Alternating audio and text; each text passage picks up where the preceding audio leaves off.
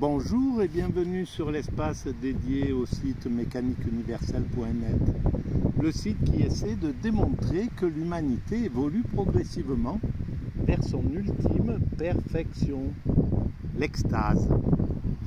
Et alors,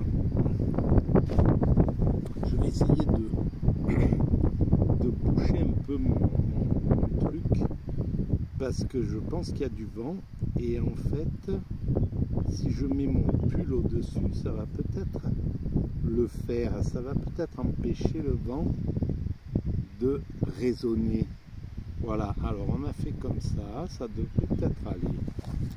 En tout cas, je le sens plus vent. Et alors, voilà, le site mécanique, c'est donc les vidéos qui sont en lien avec le site mécaniqueuniverselle.net, le site qui essaie de démontrer que l'humanité évolue progressivement vers son ultime perfection.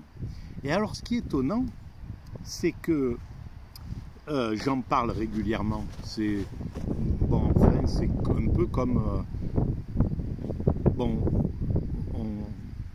je l'ai signalé sur différentes vidéos, mais apparemment, je suis organisé psychiquement sous la forme de l'autisme Asperger. Donc, ça fait que ça donne une façon atypique de voir le monde, d'être, etc. Et il y a quelque chose, c'est que c'est beaucoup plus, c'est assez limpide dans cet état d'esprit, au moins dans le mien. Je révèle les choses sans aucune difficulté. Et donc, j'étais sur un vide-grenier tout à l'heure et je me suis arrêté avec une personne et on a commencé un petit peu à parler et il me dit il y a un livre, il y a forcément un livre pour vous. Il avait des livres à vendre, il y a forcément un livre pour vous. Un livre, un de vos livres, quoi. Il me dit un de vos livres. Alors je lui dis un livre que j'ai écrit ou que je dois lire. Et il me dit, ah, mais vous écrivez, etc. Puis on est parti comme ça. Il m'a dit, mais moi aussi j'écris. Bon, je ne montre pas, c'est quelque chose, j'écris surtout pour vider un petit peu mon état d'âme, etc. Et puis bon, on discute.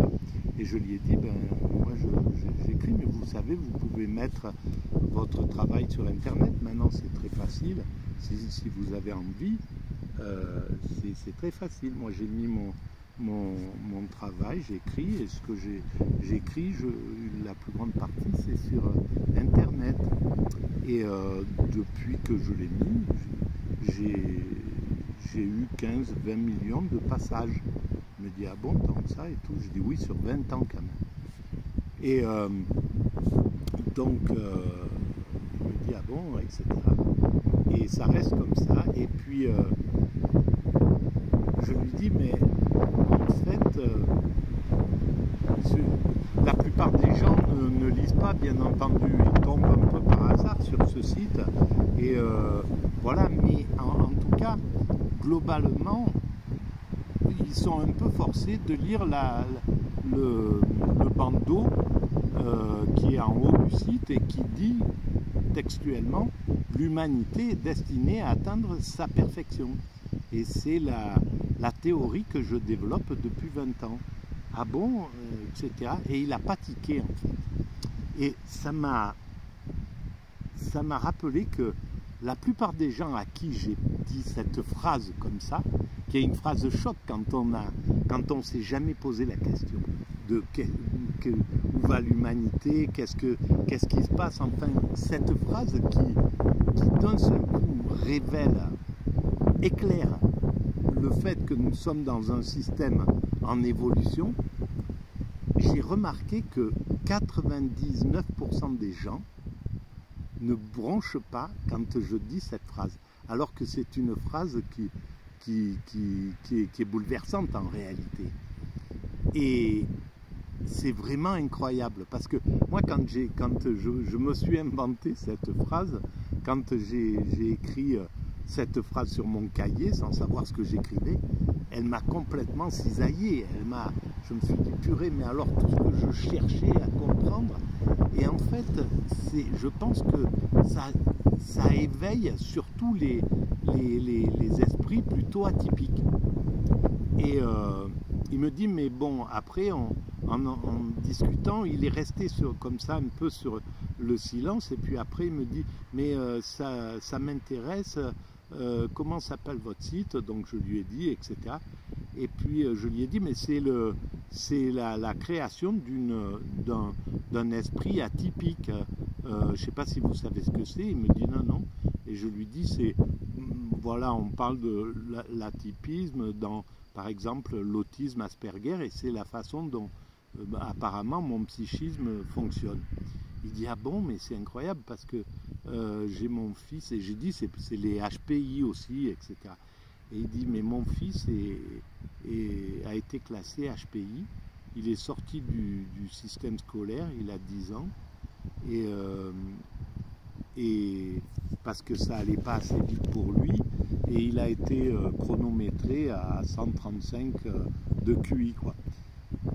Et donc on a pu parler un petit peu de ça, et j'ai dit, mais maintenant les gens n'ont plus, voilà, ça se révèle, et c'est vraiment super intéressant en fait que ça soit éclairé, parce que ça évitera certainement à votre fils d'être obligé de se fabriquer une personnalité particulière pour pouvoir vivre une personnalité qui est à part de lui-même. Comme je l'ai fait moi, et je me suis fabriqué une personnalité qui n'était pas moi pour pouvoir faire semblant d'être comme tout le monde. Et en plus, je l'ai doublé avec l'alcool, donc j'ai jamais été moi pendant la plus grande partie de mon existence. Et c'est une catastrophe, quoi, de vivre à côté de ses pompes pendant son existence. Bref. Et on a bien sympathisé, etc. Et puis je suis parti. Voilà. C'est juste pour dire que je me souviens plus ce que je voulais dire. Hein. C'était ça l'idée. Voilà. Alors, où en sommes-nous de ce Nietzsche que je suis en train de lire? Eh bien, j'avais fait en avant, mais je suis allé au fond de en avant. Là, c'est Aurore. Alors, le livre, c'est celui-ci, Nietzsche, etc. Nietzsche Auslehnen, par Henri Lichtenberger. C'est Henri Lichtenberger qui a réuni des fragments choisis. Alors, voilà, Henri Lichtenberger, on ne sait pas qui c'est. C'est des gens qui ont servi la philosophie, qui ont servi la science, qui l'ont vulgarisé, qui l'ont mis à la portée des autres, des personnes. Et vraisemblablement, il a traduit Nietzsche. Et quand on le lit, donc il a fait l'introduction, et il fait un peu les introductions à chaque ouvrage qu'il a mis dont il a choisi des fragments. Là, par exemple, on arrive sur Aurore, le livre écrit par Friedrich Nietzsche. Et ces auteurs-là sont des sortes de... Ils symbolisent en fait ce que nous sommes tous, c'est-à-dire des altruistes, mais eux le font de manière claire et précise. Nous, on le fait en poursuivant des honneurs, des richesses, tout un tas de choses comme ça. Et eux, ils ont quelque chose qui est assez incroyable, ces professeurs de philosophie qui non seulement ont enseigné leurs élèves, mais en même temps, ils ont développé en fait, ils ont éclairé la philosophie pour l'ensemble des gens qui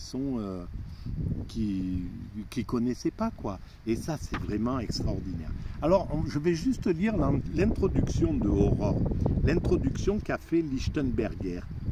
Aurore fut écrit pendant la première année de cette vie errante imposée à Nietzsche par le soin de sa santé. Alors, à mon sens, il se l'est imposé parce que c'était ce qu'il voulait, Nietzsche. C'était, en fait, il était fait pour cette vie errante. Et justement, c'est ce que je pense, c'était à mon sens, il était de HPI, c'est sûr, mais disons peut-être autiste Asperger.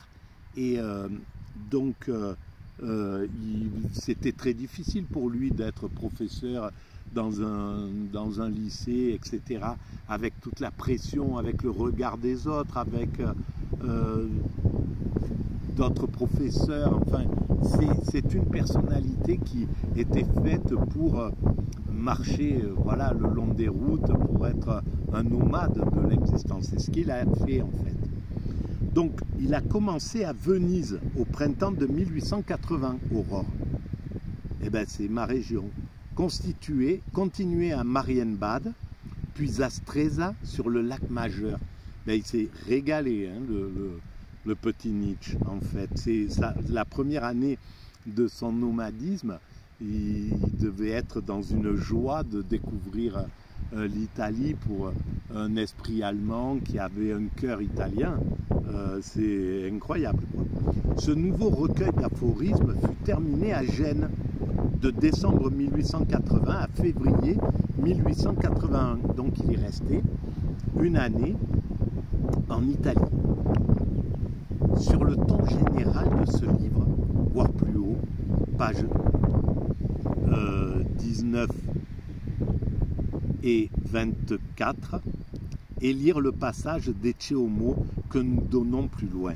Ben, je vais lire un petit peu, c'est dans l'introduction, je pense, qu'il parle de ça. Alors 19, où est-ce qu'on est sur cette 19 15, 16, 19. Alors, cette prédominance de l'instinct de négation chez Nietzsche atteint son maximum pendant la période des 6 ans qui s'écoule entre 1876 et 1882, et durant laquelle Nietzsche publie Choses humaines par trop humaines, Pensées et sentences variées, et Le voyageur et son ombre. Lui-même parle de cette époque de sa vie comme du moment de son grand affranchissement. Il se libère, il comprend que, en fait, il se détache, en se détachant de tout le monde. Donc son autisme le détache de Wagner, de toute la cour qu'il y a autour de Wagner, et pour partir dans cette solitude, alors que son cœur devait espérer rencontrer l'amour, rencontrer la célébrité, la gloire, enfin voilà, la reconnaissance autour de Bayreuth. Et en fait, sa nature le pousse à aller vers l'isolement.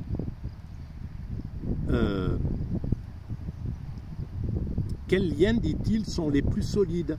Quelles sont les entraves presque indéchiffrables? Chez les hommes du type supérieur, ce seront les devoirs. Ce respect qui convient à la jeunesse, cette vénération, cette piété pour tout ce qui est digne d'admiration et consacré par un lent respect. Cette reconnaissance pour le sol où ils ont poussé, pour la main qui les a conduits, pour les sanctuaires où ils ont appris à prier. Brusquement, Nietzsche rejette ces liens si doux et si solides. Il se révolte, il rompt consciemment avec son passé. Après l'enthousiasme lyrique de Richard Wagner à Bayreuth, il devient soudain méfiant à l'endroit de tout ce qu'il admirait, froidement résolu à tout soumettre à sa critique, à aller jusqu'au bout dans la négation, à éteindre impitoyablement en lui toute tendresse pour les hommes et les idées dont il s'était détaché. Eh bien, il y a quelque chose qu'il a braqué à Bayreuth, parce que c'est pas, évidemment, il a été maltraité, quelque chose a touché son narcissisme souffrant à Bayreuth, évidemment. On le sent quand on est d'une nature un peu similaire, on sait ce qui a pu le braquer en réalité, et qui l'a conduit à la liberté. Et c'était une parfaite... c'est magnifique en fait. Donc,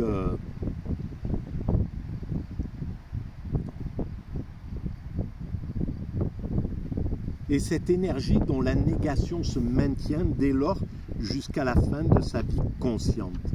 Nous la retrouverons dans Aurore, dans la Gaie Science,